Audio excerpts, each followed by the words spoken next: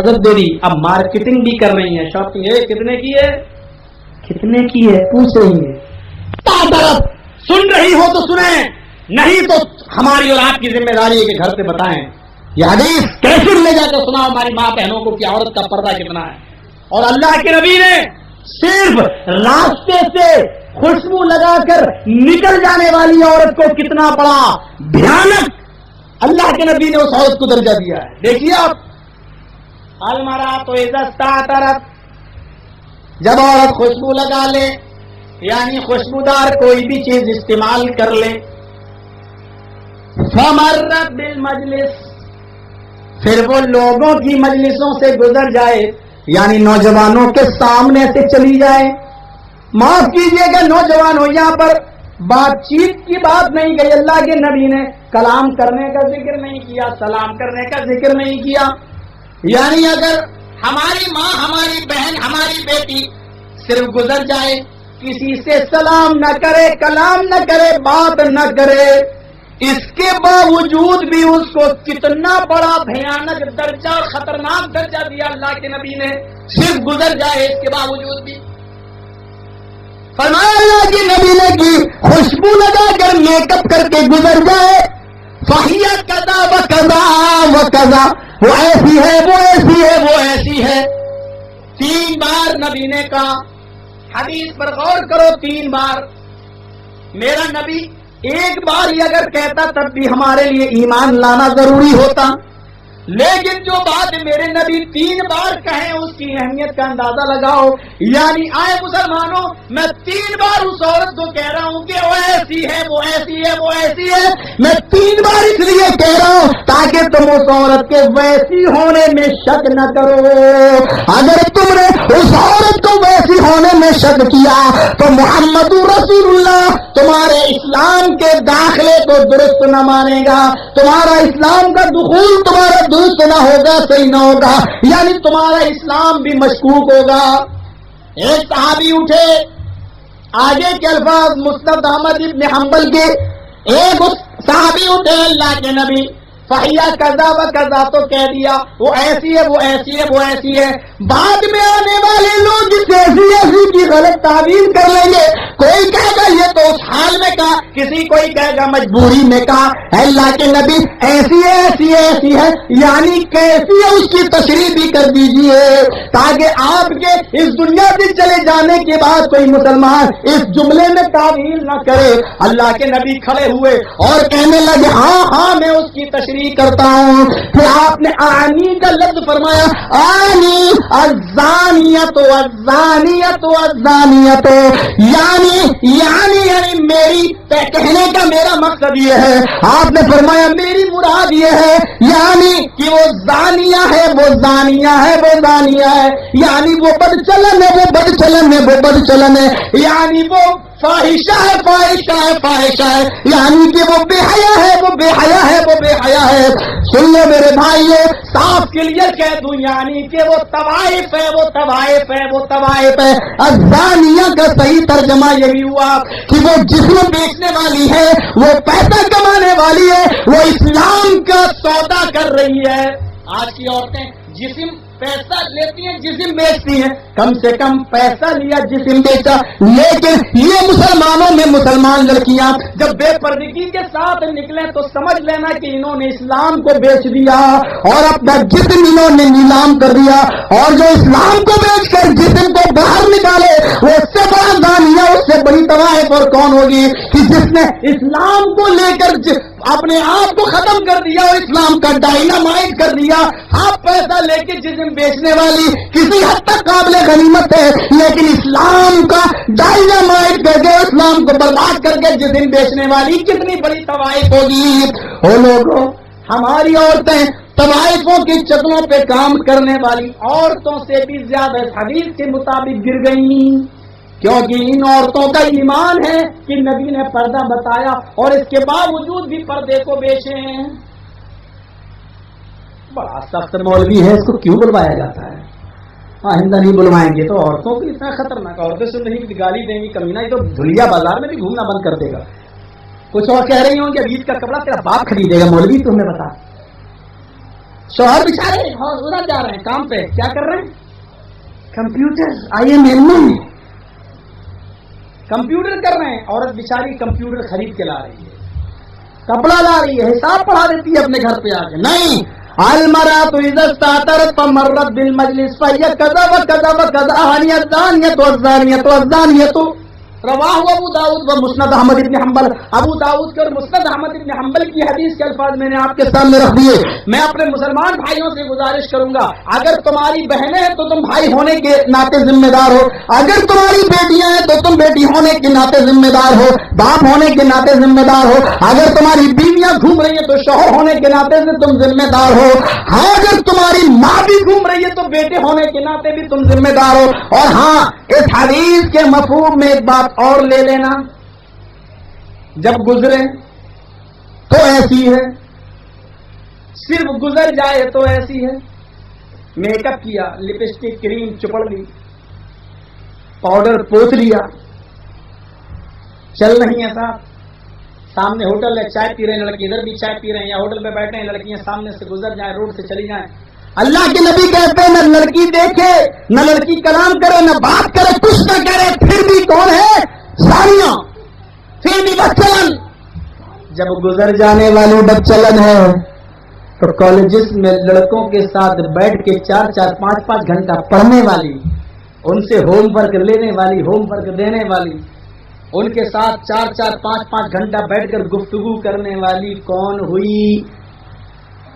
اس کو چھوڑ دیتے ہیں. فیصلہ آپ ہی کے حق میں، جو بھی آپ فیصلہ کرنا چاہیں کر سکتے ہیں. اس کو سامنے رکھ کر کہ گزرنے والی جب یہ ہے تو بیٹھ کر پڑھنے والی کون ہوئی؟ مولوی صاحب تو کیا اپنی بچیوں کو پڑھائیں نہیں؟ منع نہیں کرتا ہوں، گرلز کالج ڈھونڈو یا پھر دینی مدارس تلاش کرو.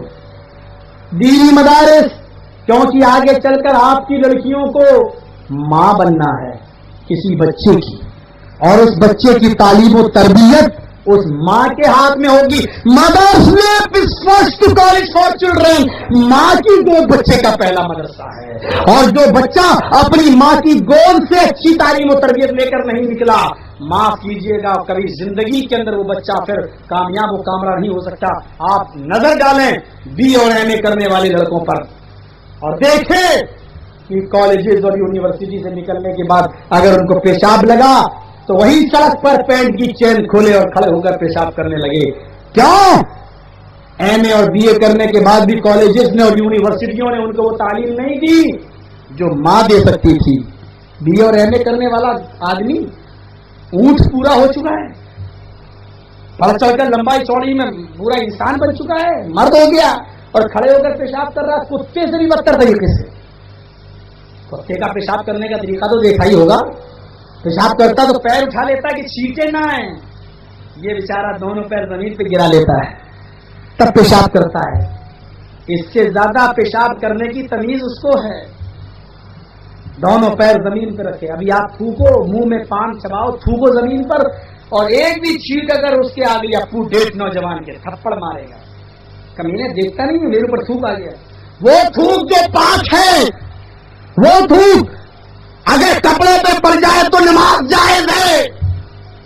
وہ تھوک کی چھینٹیں اگر نوجوان پہ پڑ جائیں تو آپے سے باہر. اور وہ پیشاب جس کے قطرے اللہ کے نبی نے کہا کہ عذاب قبر کا باعث ہے. گزر رہے ہیں، دیکھ رہے ہیں 2 قبر والوں کو عذاب ہو رہا ہے. فرمایا 2 ٹہنی لے کے آؤ بیری کی، ایک ٹہنی اس پہ رکھی، ایک ٹہنی اس پہ رکھی. فرمایا کہ ان 2 قبر والوں کو عذاب ہو رہا، زیادہ بڑے گناہ کی وجہ سے نہیں، ایک غیبت اور چغلی کیا کرتا تھا، اور دوسرا آدمی پیشاب کے چھینٹوں سے نہیں بچا کرتا تھا. یہ پیشاب کے چھینٹے جو عذاب قبر کا باعث ہے، آج کا نوجوان ان سے نہیں بچتا.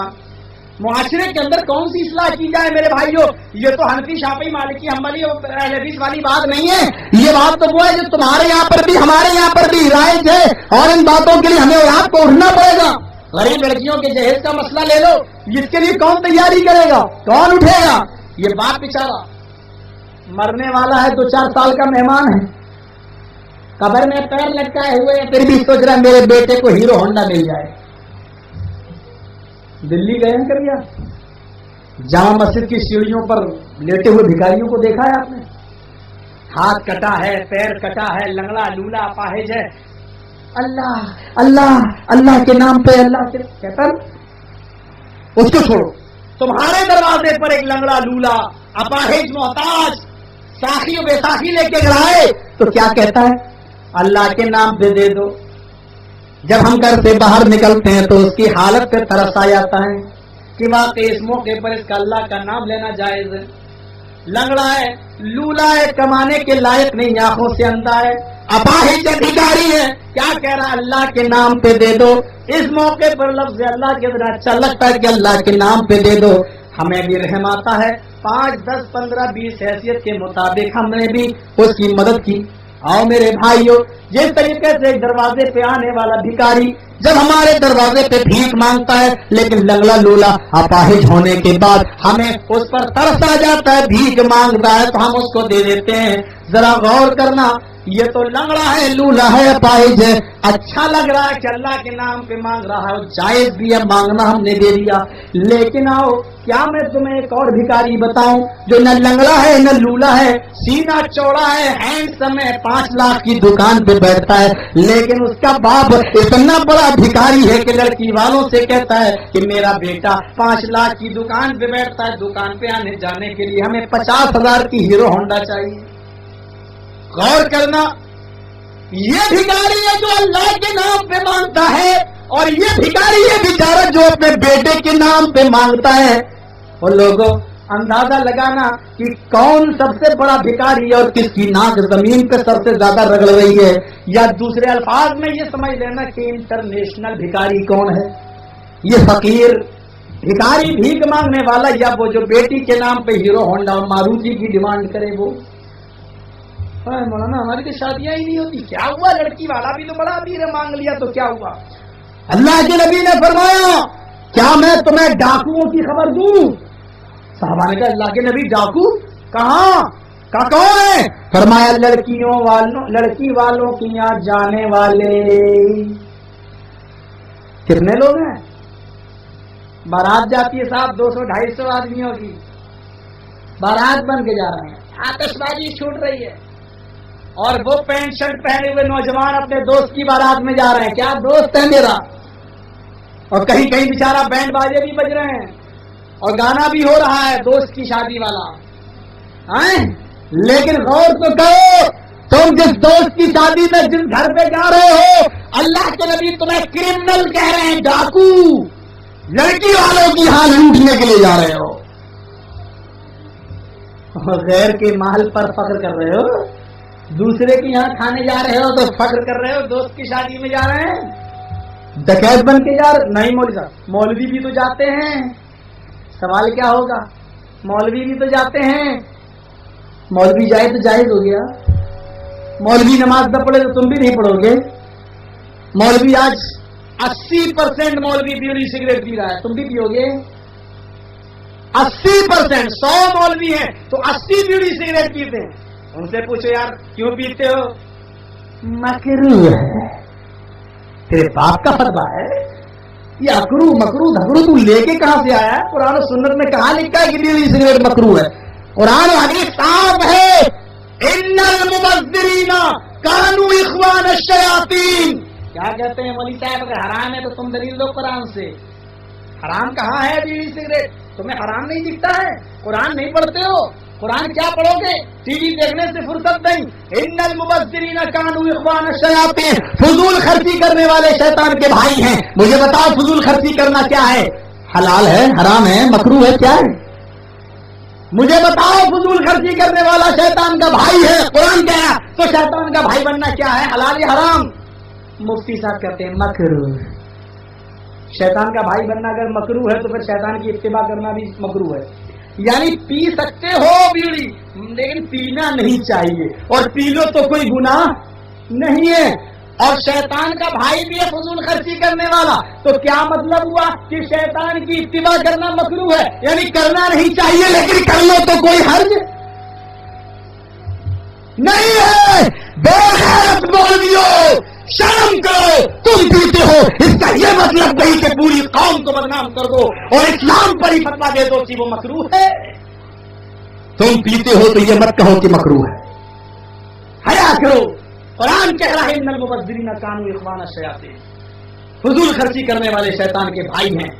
شیطان کا بھائی بننا حرام ہے. اگر بیڑی سگریٹ پینا مکروہ ہے تو اس کا مکروہ کہتے ہیں کس کو؟ چلو اس کا معنی بتلاؤ. مکروہ کہتے ہیں جس سے تمہارا دل کراہیت کرے، یعنی پی سکتے ہو لیکن پینا نہیں چاہیے. پینا چھوڑ دینا ہی بہتر ہے، لیکن پینے تو کوئی گناہ نہیں ہے. یہ ہے مکروہ کی تعریف. تو شیطان کا بھائی بننا بھی مکروہ اگر مان لیا جائے تو اس کا یہی مطلب ہوا کہ شیطان کی اتباع کرنا تو نہیں چاہیے، لیکن اگر کر لیا جائے تو کوئی حرج نہیں. میرے بھائیو، جس کو قرآن چیخ کر کہہ رہا ہے کہ انہ لکم عدو مبین، وہ تمہارا کھلا ہوا دشمن ہے. تم کہہ رہے ہو کہ ہاں دشمن تو ہے لیکن دوستی کرنا نہیں چاہیے، لیکن اگر ہو جائے تو کوئی حرج نہیں. یہی وجہ ہے کہ شیطان ہمارے گھروں میں اسی لیے داخل ہو گیا ہے. آج مولوی دلیل نہیں ہے میرے بھائیوں. مولوی جرجیز اگر کوئی غلط کام کرے تو اس کو دلیل نہیں بنایا جائے گا، کیونکہ قرآن صاف کہتا ہے اور اللہ کے نبی نے ایسے عالموں کے بارے میں فرمایا جو مولوی دلیل بن رہے ہیں. ایسے مولویوں کے بارے میں فرمایا جہنم کے اندر ہم سب سے پہلے ایسے ہی مولویوں کو دھونکیں گے، جھونکیں گے اور جہنم کی آگ انہی سے جلائی جائے گی.